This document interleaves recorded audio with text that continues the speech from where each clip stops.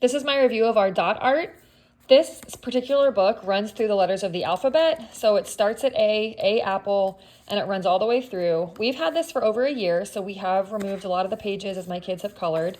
But if you're not familiar with dot art, the marker is simply a round end, and kids just press it into the circle like that. One thing I love about this type of art is that little babies can use it. My 1.5-year-old likes to play with this, and my almost 5-year-old still loves to play with it. So it is gonna span ages. It's very washable, so you don't have to worry about this staining. We get it on our white countertop all the time. Just a warm rag or even a cold rag is gonna get that off. Basically, it just washes off with water.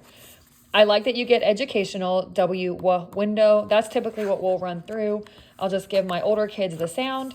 And then at the back, you also have numbers. So they can fill in the word here if they're ready to practice writing, or they can just color. Obviously, one of my little guys did this page, but it has cute graphics. So you can teach letters, numbers, sounds with this.